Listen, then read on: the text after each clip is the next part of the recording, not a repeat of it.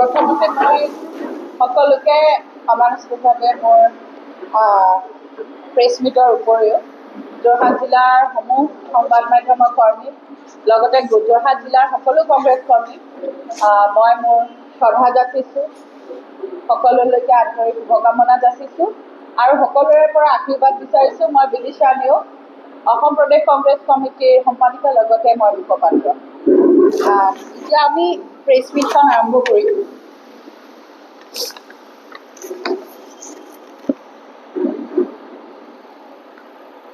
পোনপ্ৰথমে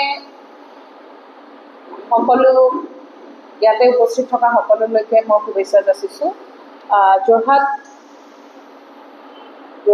ডিষ্ট্ৰিক্ট কংগ্ৰেছৰ সন্মানীয় সভাপতি ডাঙৰীয়া, আমাৰ জ্যেষ্ঠ নেত্ৰী পল্লৱী বাইদেউ, আমাৰ ইউথ NSUI মিডিয়া বিভাগৰ সকলো নেতা, লগতে বিশেষভাৱে আজি ইয়াত উপস্থিত থকা সকলো সংবাদ মাধ্যমৰ লগত জড়িত সকলোলৈকে নমস্কাৰ জনাইছোঁ। আমি আজি এটা বিশেষ বিষয় লৈ সমূহ অসমবাসী, সমূহ যোৰহাটবাসী আৰু সকলোৰে দৃষ্টি আকৰ্ষণ কৰিব বিচাৰিছোঁ। আৰু এই বিষয়টো হৈছে ভাৰতীয় শিক্ষা ব্যৱস্থা, বৰ্তমানৰ ভাৰতৰ শিক্ষা ব্যৱস্থা। আৰু বৰ্তমান ভাৰতৰ শিক্ষা ব্যৱস্থা ICUত যোৱাৰ দৰে অৱস্থা হৈছে।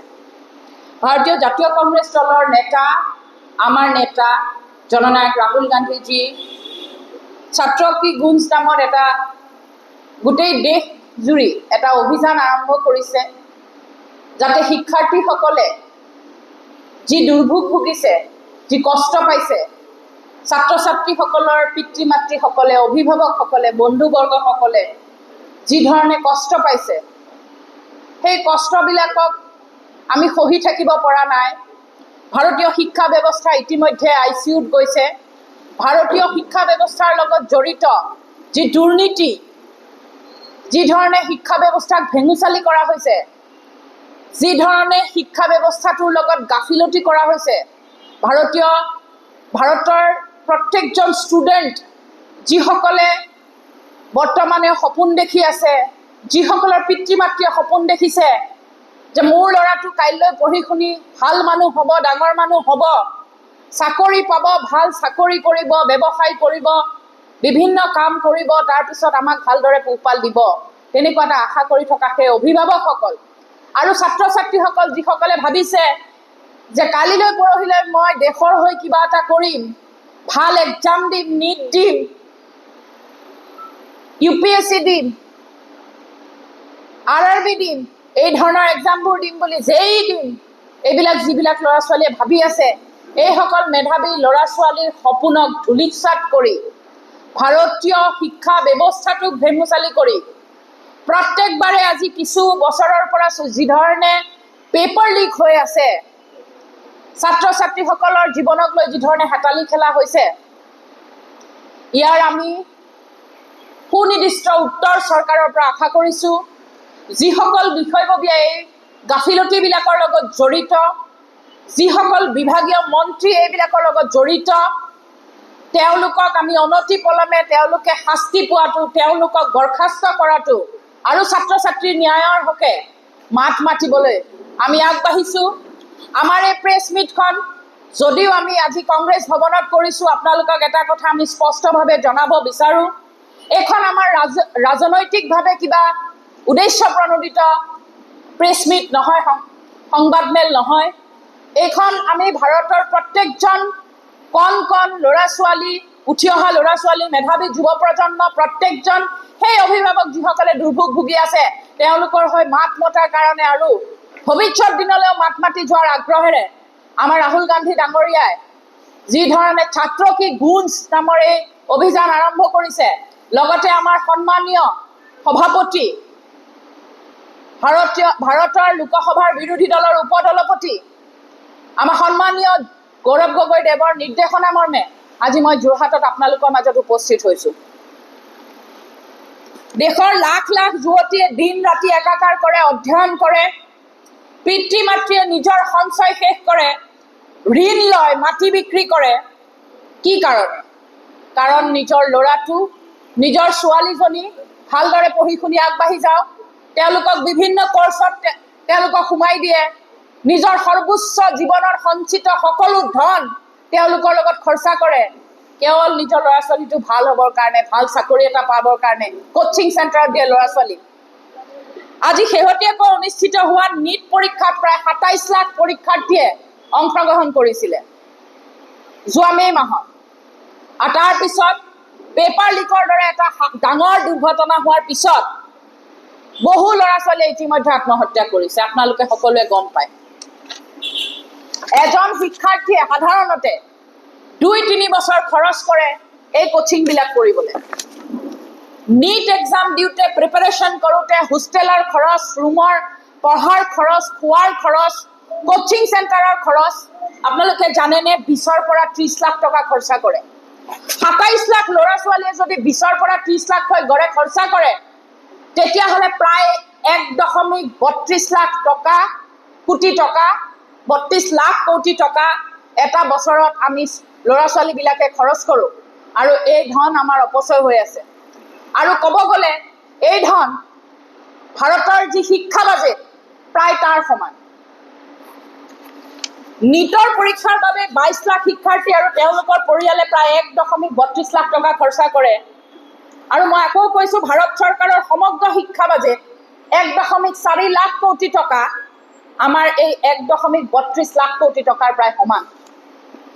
নীট, JEE, UPSC, SSC, RRBকে ধৰি দেশৰ ৫টা মুখ্য প্ৰতিযোগিতামূলক পৰীক্ষাৰ বাবে ভাৰতৰ পৰিয়ালসমূহে বছৰি ৩.৫ লাখ কোটি টকা খৰচা কৰে। আৰু এনেধৰণে যদি পেপাৰ লিকৰ সমস্যাবোৰ হৈ থাকে, ল'ৰা ছোৱালীৰ চাকৰিৰ নামত যি প্ৰতিযোগিতামূলক পৰীক্ষা হৈ থাকে, সেইবিলাকত যদি অনিয়ম হয়, এই গোটেই ৩.৫ লাখ কোটি টকা অপচয় হয়। আৰু এয়া কেৱল আপোনাৰ মোৰ অপচয় নহয়, এয়া আমাৰ সুদীৰ্ঘ দিনৰ টেক্স পে' কৰি, মাক দেউতাকে মাটি বাৰী বিক্ৰী কৰি, তেওঁলোকৰ সমস্ত জীৱনৰ সঞ্চিত পইচা এই ধৰণে প্ৰতি বছৰে বছৰে, আজি যোৱা কেইবাটাও বছৰৰ পৰা আমি দেখিছোঁ, নষ্ট হৈ আছে। আমি সুধিব বিচাৰোঁ, এয়া শিক্ষাৰ সঁচাকৈ ভাৰতীয় শিক্ষাৰ ব্যৱস্থা, নে এয়া ছাত্ৰ ছাত্ৰীৰ ওপৰত আক্ৰোশমূলকভাৱে আৰ্থিকভাৱে শোষণ কৰাৰ ব্যৱস্থা কৰা হৈছে? প্ৰতি ৩,০০০জন শিক্ষাৰ্থীৰ ভিতৰত মাত্ৰ এজন IAS হয়, IAS। মাত্ৰ ৩০জনে IITত সুযোগ পায় আৰু ১৮০জন চিকিৎসক হয়। বাকী হাজাৰ হাজাৰ যুৱতীয়ে এই যুৱক যুৱতীৰ বাবে এই ব্যৱস্থাটো ব্যৰ্থ বুলি কোৱা হয়। আচলতে এইবিলাক যি হৈ আছে, এয়া যোগ্যতাৰ মূল্যায়ন হৈ থকা নাই। আমাৰ ছাত্ৰ ছাত্ৰীসকলক মানসিকভাৱে, পিতৃ মাতৃসকলক মানসিকভাৱে, আৰ্থিকভাৱে জুৰুলা কৰাৰ এয়া এক কুচকাৱাজ চলিছে। আমি শেহতীয়াকৈ দেখিলোঁ, নীটৰ শিক্ষাৰ্থী স্নেহাৰ তেখেতে যি ছুইচাইড নোট দিছে, তাত তেখেতে লিখিছে, এইটো আপোনালোকক মই যদি আপোনালোকে পাৰে জুম কৰিব পাৰে, মই থুলমূলকৈ কৈছোঁ তেখেতে কি লিখিছে। তেখেতে লিখিছে যে এই ব্যৱস্থাৰ সৈতে যুঁজিবলৈ মোৰ আৰু শক্তি নাই। আপুনি ভাবক, এগৰাকী ছাত্ৰীয়ে মানসিকভাৱে কিমান জুৰুলা হোৱাৰ পিছত, কিমান ভাঙি পৰাৰ পিছত, মাক দেউতাকৰ শুকান মুখখন দেখাৰ পিছত এই ধৰণে এটা কথা লিখিব পাৰে যে মোৰ আৰু যুঁজিবলৈ শক্তি নাই, মই হাৰি গ'লোঁ, মই ছুইচাইড কৰিছোঁ, মাক দেউতাকক কৈ থৈ গৈছে। এয়া অকল তেখেতৰ সমস্যা নহয়, বা সেই ছুইচাইড কৰা ল'ৰা ছোৱালীবিলাকৰ সমস্যা নহয়, এয়া আপোনাৰ সমস্যা, মোৰ সমস্যা, আপোনাৰ পৰিয়ালৰ সমস্যা, মোৰ পৰিয়ালৰ সমস্যা। কাৰণ আপোনালোকৰ ইয়াত বহি থকা সকলেও কাইলৈ ল'ৰা ছোৱালীক নীট দিয়াব লাগিব, বিভিন্ন প্ৰতিযোগিতামূলক পৰীক্ষাত অৱতীৰ্ণ কৰাব লাগিব, RRB পৰীক্ষা দিয়াব লাগিব। এই যি 5টা ভাৰতৰ বিশেষ প্ৰতিযোগিতামূলক পৰীক্ষা আছে, আপোনাৰ ল'ৰা ছোৱালীও কিন্তু কাইলৈ অৱতীৰ্ণ হ'ব। গতিকে এয়া ৰাজনৈতিকভাৱে কংগ্ৰেছ দলৰ হৈ একো কৰা নাই। এয়া ছাত্ৰ ছাত্ৰীৰ লগত কংগ্ৰেছ দল সদায় আছিলে, ভাৰতৰ যুৱ প্ৰজন্মৰ লগত সদায় ৰাহুল গান্ধী ডাঙৰীয়া আছে, কংগ্ৰেছ দল আছে, ভাৰতীয় জনতাৰ লগত সদায় কংগ্ৰেছ দল আছে। আৰু সেইকাৰণে আমি এই ধৰণে সংবাদমেল আয়োজন কৰিব লগা হৈছে। পঢ়া শুনাৰ শেষত চাকৰি ক'ত? আজিকালি চাকৰিৰ কথা সুধিব লগা হয়। অসমতো আমি দেখিছোঁ, দুৰ্নীতি নোহোৱাকৈ, এটকাও ঘোচ নোলোৱাকৈ মুখ্যমন্ত্ৰী হিমন্ত বিশ্ব শৰ্মা ডাঙৰীয়াইও কয় বোলে দুৰ্নীতি হ'লে বাঘৰ দৰে জঁপিয়াই পৰিম। এতিয়া বিধানসভাৰ ভিতৰত আমি কিমান কেলেংকাৰী হ'ল দেখিলোঁ। উইপুক খোৱাৰ নামত 3 কোটি টকা, উইপুকৰ যি মেৰামতি কৰে, তাৰোপৰি দুৰ্নীতি কৰি চাকৰি দিয়াৰ নামত কিমান চাকৰি দিলে আপোনালোকে মোতকৈ বেছি ভালকৈ জানে। এয়া নিউজ আমি সকলোৱে পাই আছোঁ। যদি ইমান ক্লিনকে, যদি ইমান দুৰ্নীতি নোহোৱাকৈ চাকৰিবোৰ হৈছে, শেহতীয়াকৈ বিধানসভাৰ যি ইমান ডাঙৰ স্কেম ওলালে, তাত কেনেকৈ ইমান ল'ৰা ছোৱালীয়ে দুৰ্নীতি কৰি চাকৰি পোৱা বুলি আমি পেপাৰত পঢ়িবলৈ পালোঁ। নিশ্চয় সুধিব লগা কথা আছে। আজিৰ তাৰিখত ভাৰতৰ শিক্ষা ব্যৱস্থাৰ যদি বাস্তৱ ছবিখন চায়, প্ৰতি 1000জন শিক্ষাৰ্থীৰ ভিতৰত মাত্ৰ 12জনে, 1000জন শিক্ষাৰ্থীৰ ভিতৰত মাত্ৰ 12জনে স্থায়ী চাকৰি কৰে। 691জনে অনানুষ্ঠানিক বা অনিশ্চিত, যিটো আমি কণ্ট্ৰেকচুৱেল বুলি কওঁ বা আমি ডেইলি ৱেজ বুলি কওঁ, তেনেকুৱা ধৰণৰ চাকৰি কৰে 691জনে।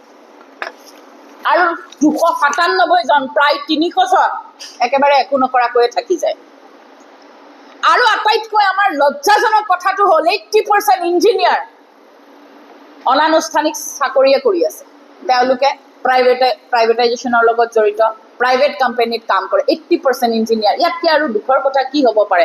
আগতে আমি ইঞ্জিনিয়াৰ পঢ়িব গৈছে, ডাক্তৰ পঢ়িব গৈছে, ভাল লাগিছিলে। আমাৰ প্ৰশ্ন, ভাৰতীয় শিক্ষাৰ্থীসকলে, অসমৰ শিক্ষাৰ্থীসকলে, যোৰহাটৰ শিক্ষাৰ্থীসকলে পৰিশ্ৰম কৰিলে কষ্ট কিয় পাব? পৰিশ্ৰম কৰাৰ বিনিময়ত, মাক দেউতাকৰ পৰিশ্ৰমৰ বিনিময়ত, ল'ৰা ছোৱালীৰ কষ্টৰ বিনিময়ত শাস্তি কিয় পাব? আমাৰ প্ৰশ্ন চৰকাৰলৈ। প্ৰশ্ন কাকত ফাদিলৰ দায়িত্ব কোনে ল'ব? কংগ্ৰেছ দলে ল'ব? সংবাদ মাধ্যমে ল'ব? নে চৰকাৰে ল'ব? চৰকাৰেই ল'ব। বিফলতা যদি চৰকাৰ তেওঁলোকৰ আছে, যদি বিফল হৈছে, দায়িত্ব কাৰ? প্ৰশ্ন কাকত ফাদিল ক'ৰ পৰা হয়?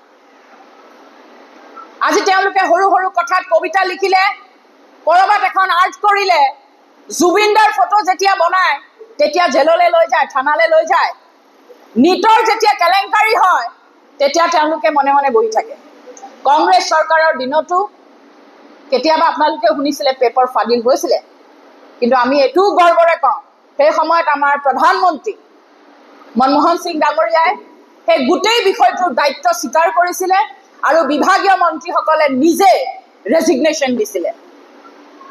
এইটো কথা আপোনালোকক আমি জনাব বিচাৰোঁ। আমি যদি কিবা এটা বিভাগৰ দায়িত্ব লৈছোঁ, তেতিয়াহ'লে বিভাগটোৰ সফলতাৰ দায়িত্ব আমাৰ যিমান, বিফলতাৰ দায়িত্ব আমাৰ সিমান। কিন্তু এতিয়া এইবিলাক কথা আকাশত চাং পতা কথাৰ দৰে হৈছে, কোনো দায়িত্ব ল'ব নিবিচাৰে। ক'ৰবাত যদি বাৰে বাৰে ৰেল এক্সিডেণ্ট হৈ আছে, নাই ৰেল মন্ত্ৰীয়ে পদত্যাগ নকৰে। ক'ৰবাত যদি বাৰে বাৰে শিক্ষা ব্যৱস্থাটোক ভেঙুচালি কৰা হৈছে, পেপাৰ লিক হৈ আছে, নাই তেওঁলোকৰ মন্ত্ৰী, বিভাগীয় মন্ত্ৰী অফিচাৰবিলাকে দায়িত্ব নলয়। আমাৰ প্ৰশ্ন, কোটি কোটি টকাৰ কোচিং উদ্যোগৰ নামত যি লাভৰ অংক, বৃহৎ অংক এটা চলি আছে, আৰু ছাত্ৰ ছাত্ৰীক ভৱিষ্যত ধ্বংস কৰাৰ যি কুচকাৱাজ চলি আছে, চৰকাৰে এইবোৰৰ বিৰুদ্ধে কিবা ব্যৱস্থা ল'বনে? শিক্ষা ব্যৱস্থাটো বচাবলৈ কেন্দ্ৰীয় চৰকাৰ তৎপৰ কেতিয়া হ'ব? এই প্ৰশ্নবোৰ আমাৰ আছে। আমাৰ কেইটামান দাবী আছে, আপোনালোকৰ যোগেদি আমি চৰকাৰক জনাব বিচাৰোঁ। নিটৰ লগতে যিবিলাক পৰীক্ষা হৈছে, সকলো পৰীক্ষাৰ স্বচ্ছতা নিৰূপণ হ'ব লাগিব। প্ৰশ্ন কাকত ফাদিলৰ লগত জড়িত প্ৰত্যেকজন মানুহে কঠোৰৰ পৰা কঠোৰ শাস্তি পাব লাগিব। কোচিং নিৰ্ভৰ যি শিক্ষা ব্যৱস্থা, ইয়াক সংস্কাৰ কৰিব লাগিব। শিক্ষাক ব্যৱসায়িক নহয়, সাংবিধানিক অধিকাৰ হিচাপে প্ৰত্যেকৰ কাৰণে, প্ৰত্যেকজন ল'ৰা ছোৱালীৰ কাৰণে সুৰক্ষিত কৰিব লাগিব। যুৱ সমাজৰ বাবে, উঠি অহা মেধাৱী যুৱ সমাজৰ বাবে, কণ কণ মইনাহঁতৰ বাবে গুণগত শিক্ষা আৰু নিশ্চিতভাৱে তেওঁলোকক এংগেজ কৰাৰ এটা ৰাষ্ট্ৰীয় নীতি প্ৰস্তুত হ'ব লাগে। আমি আপোনালোকক কথা দিছোঁ, আমি নীৰৱে চাই নাথাকোঁ। আমি ভাৰতৰ যুৱ প্ৰজন্মৰ, যুৱ সমাজৰ কণ্ঠস্বৰ হৈ আমি আগবাঢ়ি যাম। আমাৰ এই সংগ্ৰাম, মই আকৌ কৈছোঁ, কোনো ৰাজনৈতিক কথা বতৰাৰ লগত জড়িত নহয়। এয়া সংগ্ৰাম দেশৰ প্ৰতিজন শিক্ষাৰ্থীৰ সপোন, প্ৰতিজন অভিভাৱকৰ সপোন, আৰু আমাৰ যি দায়িত্ব ভাৰতবৰ্ষৰ ভৱিষ্যত সুৰক্ষাৰ কাৰণে সেই দায়িত্ব আমি পালন কৰি যাম। ভাৰতৰ শিক্ষা ব্যৱস্থাটোক ICUৰ পৰা উদ্ধাৰ কৰিব লাগিব, তাৰ দায়িত্ব মোৰ, ইয়াত বহি থকা প্ৰতিজনৰে আৰু আপোনালোক সকলোৰে। গতিকে যিমান দিন অন্তত জীয়াই থাকোঁ গৰ্বৰে কৈ যাম যে নিজৰ কাম ভালদৰে কৰিছোঁ, কোনো দুৰ্নীতিৰ লগত কেতিয়াও আপোচ কৰা নাই আৰু আপোচ নকৰোঁ। প্ৰয়োজন হ'লে আমাৰ ওপৰত যেনেকৈ যি ব্যৱস্থা লয় লওক, কিন্তু আমি মাতি যাম আৰু আগলৈ এনেকৈ কৈ যাম। ভাৰতৰ শিক্ষা ব্যৱস্থাটোক আকৌ এবাৰ কৈছোঁ, ICUৰ পৰা উদ্ধাৰ কৰাৰ দায়িত্ব আমাৰ। জয় হিন্দ, বন্দে মাতৰম, জয় আই অসম। আমাৰ জ্যেষ্ঠ নেত্ৰী আমাৰ পল্লৱী বাইদেউ আছে, আমাৰ ইউথ কংগ্ৰেছ NSUৰ পৰা আছে, তেওঁলোকে দুই এষাৰ কথা ক'ব বিচাৰিব, তেওঁলোকৰ পৰা আপোনালোকে শুনিব বুলি আশা কৰিছোঁ। আজি আপোনালোক সকলোৱে গম পাইছে যে আমাৰ বিদেশী নিয়োগ বাইদেউ গোটেইখিনি কথা ক'লে। শিক্ষাৰ ওপৰত আমাৰ চৰকাৰ, BJP চৰকাৰে যি ডাঙৰ এটা গুৰুত্ব যিমান দিয়া দেখায়, গুৰুত্ববিহীন নিচিনা এটা কাম কৰিলে। নিট এক্সামৰ পেপাৰ ফাদিল হোৱাটো এটা সৰু কথা নহয়। আমি সদায় কৈ আহোঁ, চৰকাৰেও সদায় কৈ আহে যে দেশৰ শিশুসকলে আমাৰ দেশৰ ভৱিষ্যত, কিন্তু আজি দেশৰ শিশুসকলৰ ভৱিষ্যতক লৈ যি হেতালি খেলিলে, সেই হেতালি খেলাৰ চৰকাৰখনক আমি গৰিহণা দিছোঁ। আন একো নহ'লেও আমাক এটাই ডাঙৰ বিচাৰ লাগে নহয়, আজি আমি এটা কথা বিচাৰিছোঁ যে ভাৰতৰ শিক্ষা ব্যৱস্থাৰ ICUৰ পৰা কেতিয়া চৰকাৰে উদ্ধাৰ কৰিব। আৰু এই প্ৰেছ মিটৰ জৰিয়তে আমাৰ ডিষ্ট্ৰিক্ট কংগ্ৰেছৰ সভাপতি কুতুল বুঢ়া ডাঙৰীয়াৰ লগতে ডিষ্ট্ৰিক্ট কংগ্ৰেছৰ সাংবাদিকসকল আছে, আমাৰ বিদিশা নেওগ ডাঙৰীয়াটো লাগিছে অসম প্ৰদেশ কংগ্ৰেছ কমিটিৰ তৰফৰ পৰা। তেখেতেও এটাই গুৰুত্বপূৰ্ণ কথা আছে, আমাৰ ৰাহুল গান্ধী ডাঙৰীয়াই যি সপোন দেখিছে যে শিক্ষা ব্যৱস্থাটো সদায় নিকা হ'ব লাগে। যিকোনো আমাৰ পৰীক্ষা, আমাৰ স্কুলীয়া পৰীক্ষাই হওক বা কম্পিটিটিভ এক্সামসমূহে হওক, নিট এণ্ড ক্লিন হ'ব লাগে। আৰু আজি আমি এই প্ৰেছ মিটৰ জৰিয়তে চৰকাৰলৈ এটাই আহ্বান কৰিম যে যিগৰাকী ছোৱালীয়ে, বহুকেইগৰাকী ছোৱালী, বহুকেইগৰাকী ষ্টুডেণ্টে আত্মহত্যাৰ পন্থা বাছি ল'ব লগা হ'ল। কাৰণ আমাৰো সন্তান আছে, আমাৰ সন্তানেও এটা পঢ়ে যে পৰীক্ষা দিম, ভাল ৰিজাল্ট এটা পাম, কিন্তু পৰীক্ষাৰ আগতেই যদি সেই ব্যৱস্থাটোত যদি অংশগ্ৰহণ কৰিব নোৱাৰি তেওঁলোক আঁতৰি থাকিব লগা হয়। কাৰণ এটা নিৰ্দিষ্ট সময়সীমা থাকে, সেই নিৰ্দিষ্ট সময়সীমাৰ ভিতৰত পৰীক্ষা পতা হয় আৰু প্ৰিপেৰেশ্যন কৰে ষ্টুডেণ্টে, আৰু সেই যেতিয়া ডেটটো আহে তেওঁলোকে খুব আগ্ৰহেৰে চাই থাকে। কিন্তু সেই ডেটটোৰ আগত যেতিয়া প্ৰশ্ন পেপাৰখন ফাদিল হৈ গৈছে নিট এক্সামৰ, তেতিয়াহ'লে মানসিকভাৱে আচলতে আমাৰ উঠি অহা ষ্টুডেণ্টসকল ভাগি পৰিছে। আৰু তাৰ মই যিসকলে আত্মহত্যা কৰিবলগীয়া পথ বাছি লৈছে, একোগৰাকী পিতৃ মাতৃ আছে তেওঁলোকৰ, সেই পিতৃ মাতৃয়ে যি মানসিকভাৱে তেখেতসকলে চাপত ভুগিছে, সেই পিতৃ মাতৃয়ে বুজি পায়। নৰেন্দ্ৰ মোদী ডাঙৰীয়াৰ চৰকাৰখন, অসম চৰকাৰ, মই এটাই কওঁ যে যিকোনো এক্সাম পতাৰ আগত তাৰ দায়িত্ব তেওঁলোকে ল'ব লাগে, যে নিট এণ্ড ক্লিন কেনেকৈ এটা এক্সাম পাতিব তাৰ দায়িত্ব চৰকাৰখনে ল'ব লাগে। আৰু ইয়াৰ ভাল আৰু বেয়া, ভাল হ'লে তেওঁলোকে দায়িত্ব লয়, বেয়া হ'লে তেওঁলোক কিন্তু মনে মনে থাকে। তাৰ আমি ধিক্কাৰ দিছোঁ। অনাগত দিনত আমি কংগ্ৰেছ দলেই হওক, আমি সামাজিকভাৱেই হওক বা সকলোকে এটাই আহ্বান কৰিছোঁ যে এই ব্যৱস্থাৰ বিৰুদ্ধে সকলোৱে মাত মাতক। কেৱল কংগ্ৰেছেই নহয়, সকলোৱে মাত মাতক। উঠি অহা প্ৰজন্মই হৈছে আমাৰ দেশৰ ভৱিষ্যত, আৰু আমি ইয়াৰ মাত মাতি যাম। বিশেষ বিদিশা মেমে গোটেইখিনি কথা অৱগত কৰিলে, মোৰ ফালৰ পৰা ক'বলগীয়াখিনি মই ইমানতে সামৰণি মাৰিছোঁ। ধন্যবাদ। তাৰ পৰিপ্ৰেক্ষিতত আমাৰ সন্মানীয় ছাত্ৰকে গুৰুত্ব আমাৰ কৃষক কাৰ্যসূচী জৰিয়তে সমগ্ৰ ভাৰতবৰ্ষৰ প্ৰতিজন ছাত্ৰ ছাত্ৰীক এখন কিয় দিয়াৰ ইয়াৰ পৰিকল্পনা কৰিছে, আৰু প্ৰতিজন কংগ্ৰেছ কৰ্মী হওক, প্ৰতিজন ব্যক্তি তেওঁৰ ছাত্ৰ ছাত্ৰীসকলৰ সাহস কিয় দিছে। যেতিয়া এজন ব্যক্তি দায়িত্বত থাকে, তেওঁলোকে যেতিয়া সফলতাৰ তেওঁলোকে খেলি ল'বলৈ যায়, তেতিয়া তেওঁ বিফলতে কেনেকৈ ল'ব লাগিব। এতিয়া যেনেদৰে তেওঁলোকে শেহতীয়াভাৱে নিট পৰীক্ষাকে ধৰি বিভিন্ন পৰীক্ষাসমূহত পেপাৰ কৰিছে, যে নিট পৰীক্ষাৰ পেপাৰ হোৱাৰ পাছত প্ৰায় 20জনমান ছাত্ৰ ছাত্ৰীয়ে এটা আত্মহত্যাৰ দ্বাৰা পন্থা বাছি ল'বলৈ হৈছে, কিন্তু তাৰ সম্পৰ্কে তেওঁলোকে কাম কৰিব পৰা নাই। সমগ্ৰ দেশৰ আজি সচেতন জনসাধাৰণৰ হৈ বিভিন্নজনে কিন্তু তেওঁ পদক্ষেপ দাবী কৰিছে।